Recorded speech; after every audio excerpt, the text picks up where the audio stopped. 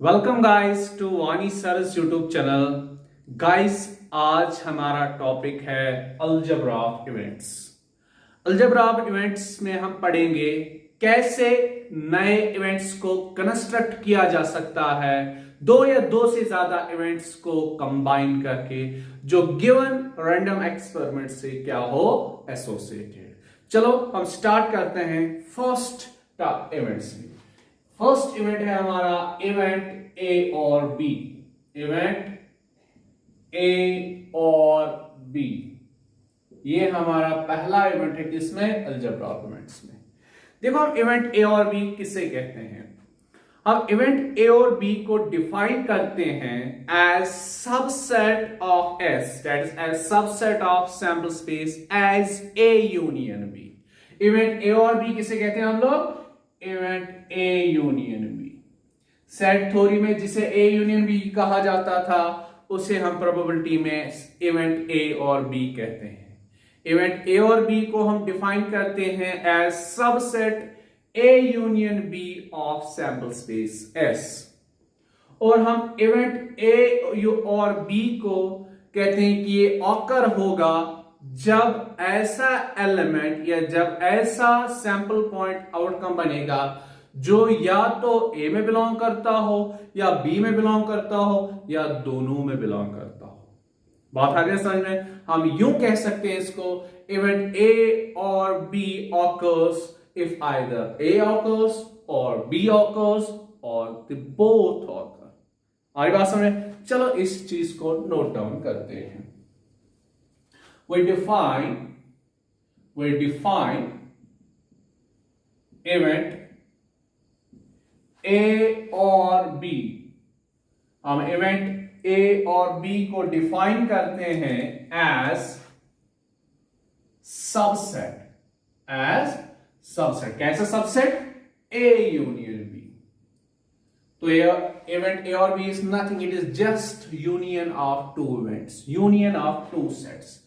लेकिन ये जो ए यूनियन बी है ना, ये खुद किसका सबसेट होता है? एस का। वी डिफाइन इवेंट ए और B as subset A union B of S. S से मतलब सैंपल स्पेस का।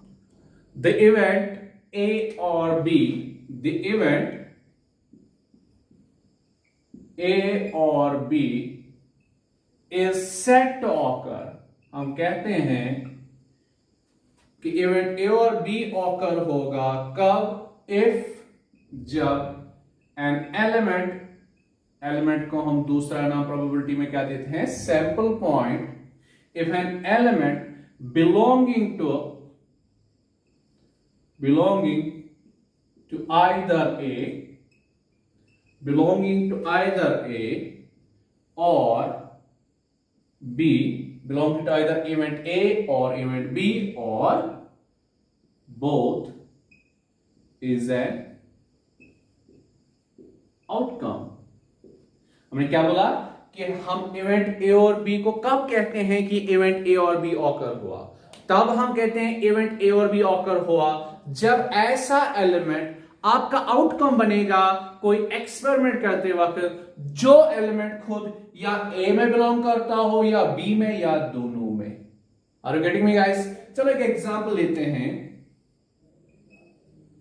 Suppose we have a sample space of a dice rolled once, say 1 2 3 4 5 6। अब इस सैंपल स्पेस से रिलेटेड हम दो इवेंट्स लेंगे, दैट्स इसके दो सबसेट्स लेंगे। Let A is the even number occurs 2 4 6 and F is the event prime number occurs 2 3 5। तब आपका इवेंट ए और बी जो है ना बेटा क्या है? तब आपका जो इवेंट ए और बी है, देयरफॉर ए और बी, और यूं आप कह सकते हो ए यूनियन बी।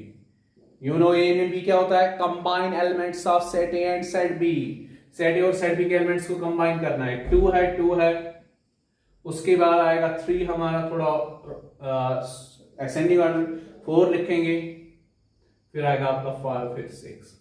अब कब कह सकते हो कि इवेंट ए और बी और event A union B occur हुआ? जब आप एक डाई को थ्रो करोगे ना, अगर उस डाई के थ्रो करने के बाद आउटकम आपका बना या फेज 2 या फेज 3 या फेज 4 या फेज 5 या फेज 6, तब आप कहोगे इवेंट ए और बी ऑकर्स। इसका क्या मतलब हुआ? देखो, अगर आपने डाई को थ्रो किया ना ऊपर की ओर, अगर आपका आउटकम से बन गया 3, क्या आउटकम आपका आया 3? देखो 3 कहां पे बिलोंग करता है? 3 यहां पे आपका एफ में बिलोंग करता है। सॉरी, यहां मुझे लिखना था, चलो यहीं पे लिखते हैं ए और बी, इनका नाम रखते हैं। अगर डाई के थ्रो करने पे आपका आउटकम बन गया फेज 3, तब ये 3 किस में बिलोंग करता है? ओनली बी में, ये ए में बिलोंग नहीं करता है। ये किस में बिलोंग करता है? ओनली इवेंट बी में। तब भी हम कह सकते हैं इवेंट ए और बी ऑकर हुआ। क्यों? हमने ऊपर लिखा इवेंट ए और बी, तब हम कहते हैं ऑकर हुआ जब ऐसा एलिमेंट आउटकम बनेगा जो या ए में बिलोंग करता हो या बी में। तो यहां पे बी में आपका आउटकम बिलोंग करता है, हम कह सकते हैं ए और बी ऑकर्स। लेकिन जब आप एक डाई को थ्रो करोगे ऊपर की ओर, अगर आपका आउटकम 6 आ गया, दैट्स फेज 6 ऊपर की ओर आया, फेज 6 कहां बिलोंग करता है? सिर्फ इवेंट ए में, तब भी हम कह सकते हैं इवेंट ए और बी ऑकर हुआ। लेकिन अगर आपने डाई को थ्रो किया ऊपर की ओर, थ्रो करने के बाद जब डाई नीचे गिरेगी, अगर आपका आउटकम 2 बन गया, फेज 2 ऊपर की ओर आया, तब ये 2 आपका ए में भी बिलोंग करता है, बी में भी। इस केस में भी हम कह सकते हैं इवेंट ए और बी ऑकर्स। तो कब इवेंट ए और बी ऑकर होता है? जब ऐसा एलिमेंट आपका आउटकम बनता है एक्सपेरिमेंट करते वक्त जो या इवेंट ए में बिलोंग करता हो या बी में या दोनों में। वीडियो को पॉज करो और इस चीज को नोट डाउन करो। अब हम सेकेंड इवेंट पढ़ेंगे अलजेब्रा ऑफ इवेंट्स में, that is event A and B. Second type of event that's called event A and B. हमने पहले ही बोला अलजेब्रा ऑफ इवेंट्स में हम ऐसे इवेंट्स पढ़ने जा रहे हैं जब हम 2 या 2 से ज्यादा इवेंट्स को कंबाइन करेंगे तो वो जन्म देंगे नए इवेंट्स को। यहां हम 2 इवेंट्स को फिर से कंबाइन करेंगे तो हमारा इवेंट बनेगा इवेंट ए एंड बी। चलो समझते हैं इवेंट ए एंड बी किसे कहा जाता है। हम डिफाइन करते हैं किस चीज को? इवेंट ए एंड बी को, इवेंट ए एंड बी को, इसको भी हम डिफाइन करते हैं as a subset, as a subset.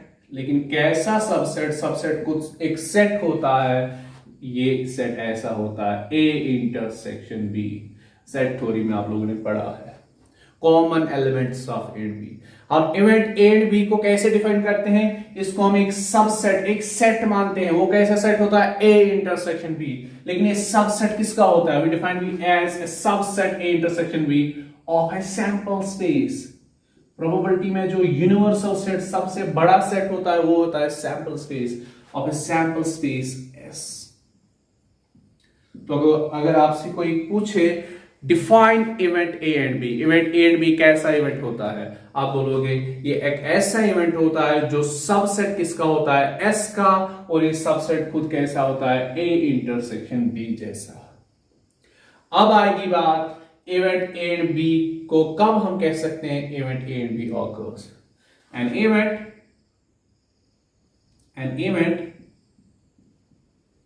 A and B is said to occur, हम कहते हैं event A and B occur हुआ कब?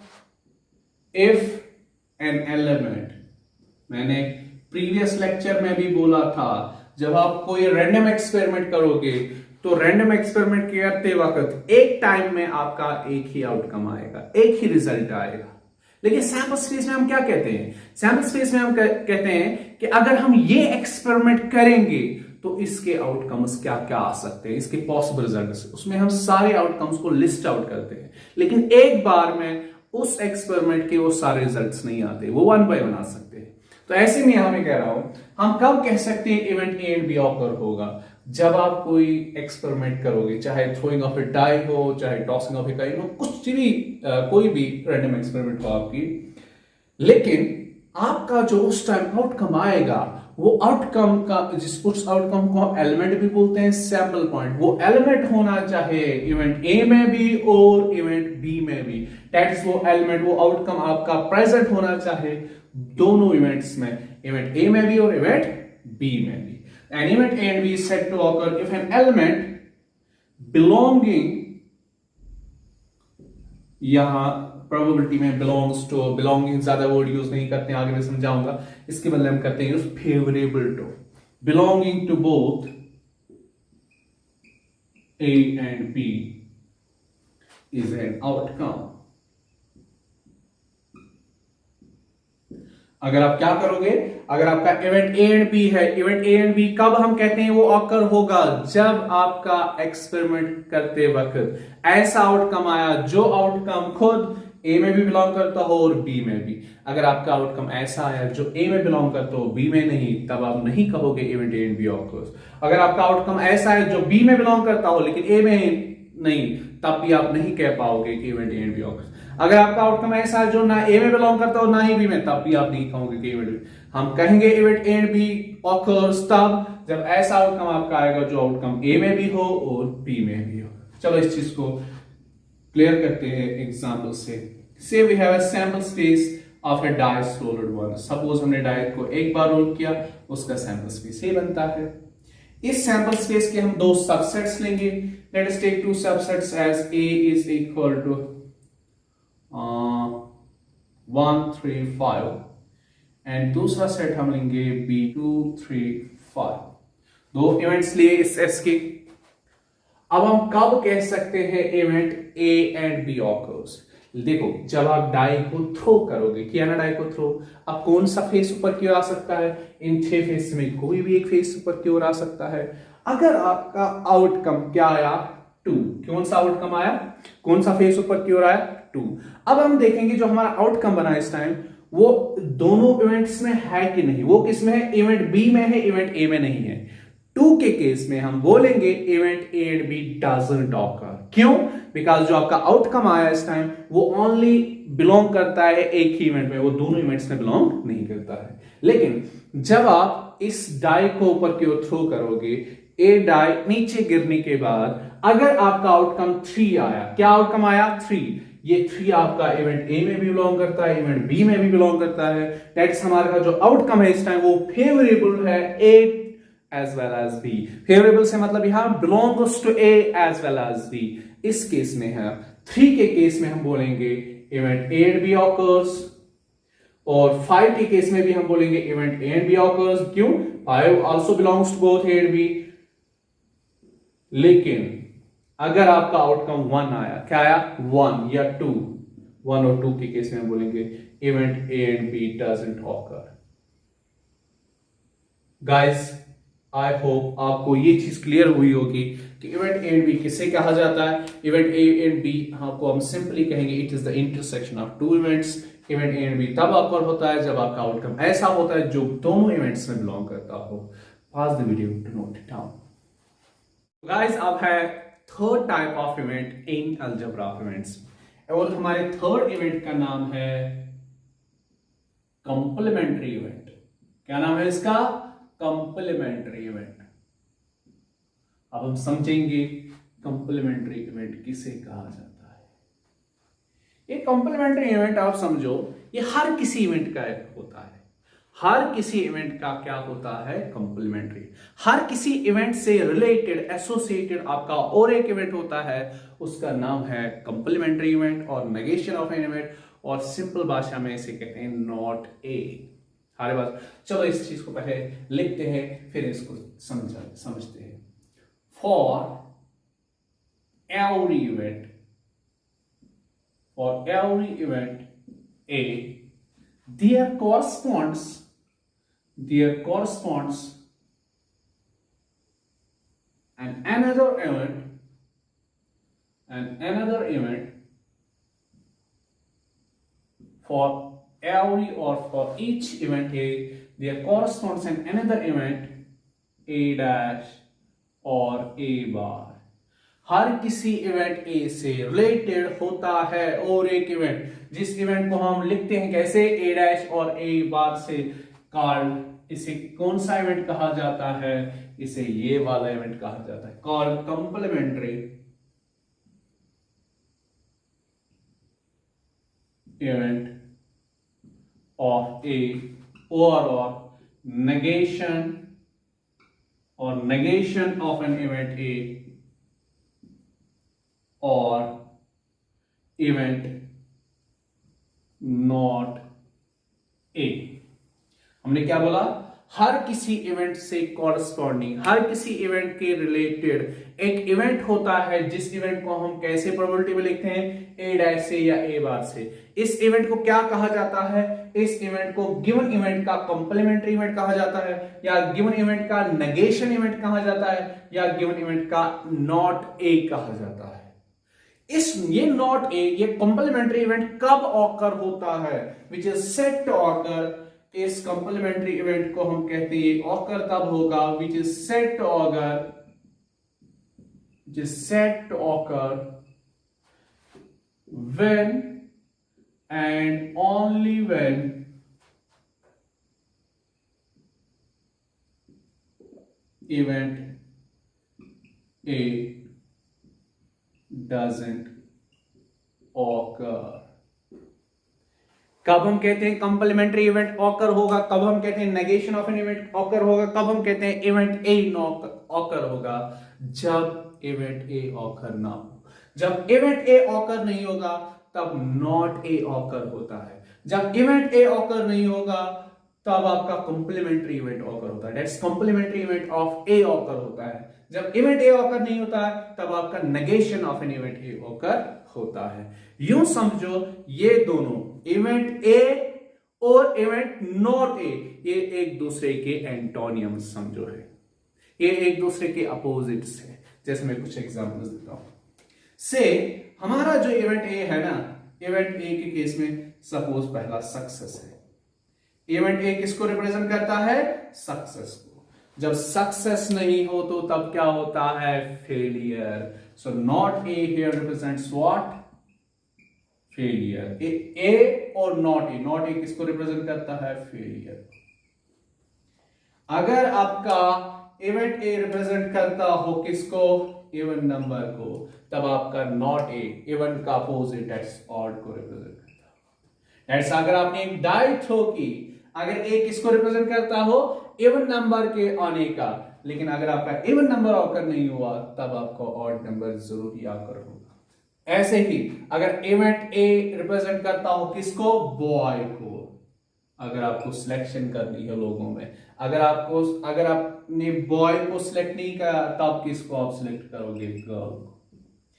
ये यूं समझो कंप्लीमेंट्री इवेंट और नॉट ए इवेंट आपके गिवन इवेंट का अपोजिट एंटोनियम होता है। जैसे कि अगर ये वाला इवेंट ऑकर नहीं हुआ तब ये ऑकर होगा, अगर ये ऑकर नहीं हुआ तब ये वाला ऑकर होगा। चलो अब प्रॉपरली एक एग्जांपल लेते हैं।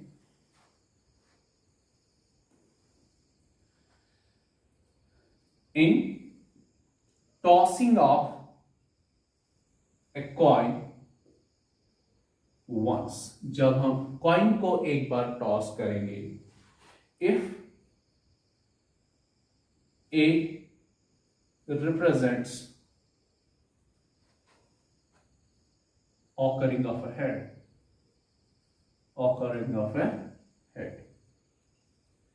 अगर एक इसको रिप्रेजेंट करता हो, जब हम एक कॉइन को टॉस करेंगे एक बार, तो इस रैंडम एक्सपेरिमेंट में अगर इसका एक इवेंट हमने लिया ए किसको रिप्रेजेंट करता हो? हेड के आने के चांसेस को, देन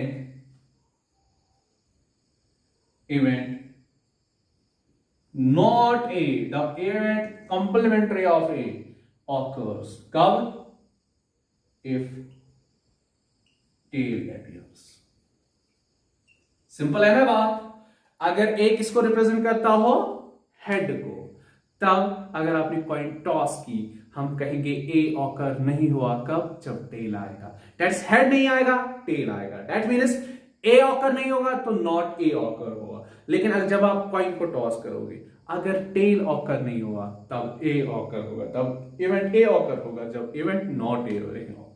तो ये होता है आपके हर किसी इवेंट से रिलेटेड एक इवेंट जिसे कहा जाता है कंप्लीमेंट्री इवेंट। दैट्स अगर आपका इवेंट ई है, इवेंट ई का कंप्लीमेंट्री इवेंट नॉट ई हो गया। इसका मतलब हुआ कि अगर ई ऑकर नहीं हुआ तब नॉट ई ऑकर होगा, अगर नॉट ई ऑकर हुआ, ऑकर नहीं हुआ तब ई ऑकर।